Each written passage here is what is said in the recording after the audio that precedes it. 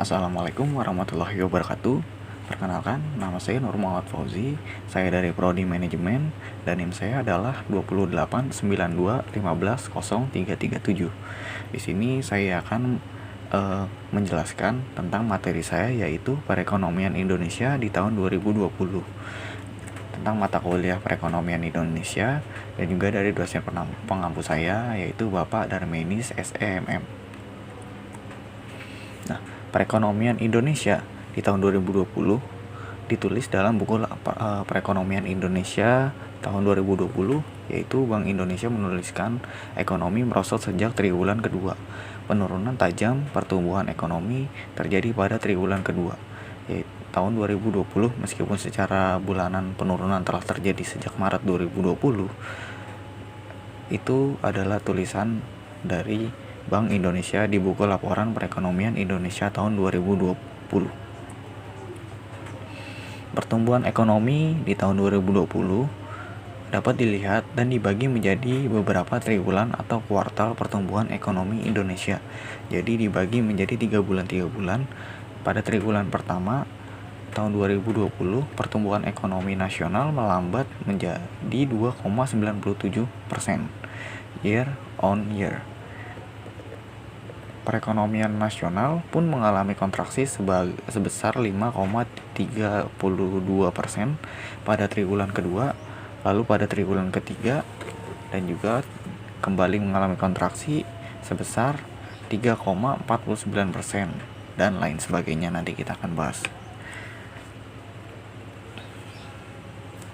Di triwulan pertama, Badan Pusat Statistik atau BPS mencatat pertumbuhan ekonomi Indonesia di triwulan pertama hanya mencapai 2,97%. Angka tersebut jauh di bawah outlook pemerintah melalui Menteri Keuangan Sri Mulyani yang memprediksi bahwa pertumbuhan ekonomi Indonesia di triwulan 1 tahun 2020 bisa mencapai 4,7% meskipun terdapat pandemi COVID-19. Sementara bila dibandingkan dengan triwulan keempat tahun 2019, domestik bruto Indonesia mengalami kontraksi minus 2,41%. Nah, di triwulan kedua, BPS mengungkapkan lagi ekonomi Indonesia yaitu tumbuh minus 5,32%. Itu disebabkan karena pandemi COVID-19 yang meluas dan memukul hampir semua sektor perekonomian Indonesia. Dan pada masa itu pula realisasi APBN naik. Peningkatan belanja tersebut disebabkan karena belanja pemerintah dan transfer ke daerah-daerah dan juga dana desa. Bila belanja pemerintah pusat misalnya terjadi kenaikan dipicu oleh belanja bantuan sosial yang naik 55,87% dan kenaikan belanja modal yaitu 0,39%. Jadi di sini pemerintah benar-benar gencarin APBN-nya benar-benar dipakai dan ditingkatkan buat menanggulangi COVID-19 ini, buat dana-dana bantuan sosial ini yang terjadi di triwulan kedua ini, yaitu April, Mei, Juni. Itu kan lagi parah-parahnya ya. Jadi ekonomi di situ lagi minus, kontraksi justru turun karena pandemi COVID-19 yang meluas senasional. Di triwulan ketiga, BPS mencatat ekonomi Indonesia di triwulan ketiga mengalami kontraksi pertumbuhan yaitu 3,49%. Nah, ini bukan bertumbuh ya, tapi minus lagi. Tapi minusnya itu nggak terlalu besar. Suryanto, yaitu ketua BPS, memaparkan perekonomian di berbagai negara hingga kuartal ketiga tahun ini lebih baik dibandingkan tahun kemarin, tercermin dari indikasi yang mengalami peningkatan dalam beberapa bulan terakhir. Namun perbaikan ini masih terhambat karena masih adanya kasus COVID-19. Perbaikan pada triwulan ketiga tahun ini dapat menjadi modal yang bagus untuk melangkah ke triwulan keempat. Apalagi dengan pelonggaran kebijakan pembatasan sosial atau PSBB, aktivitas ekonomi dapat kembali bergeliat. Perbaikan sangat positif dan juga terhadap triwulan keempat nantinya situasinya jadi lebih baik pangkasnya. Di triwulan keempat, Badan BPS akhirnya merilis lagi pertumbuhan ekonomi Indonesia di tahun 2020 di kuartal keempat, yaitu dia mengumumkan pertumbuhan ekonomi Indonesia pada kuartal keempat itu minus 2,19%. Jadi kita kontraksi lagi, tapi kontraksinya nggak terlalu gede.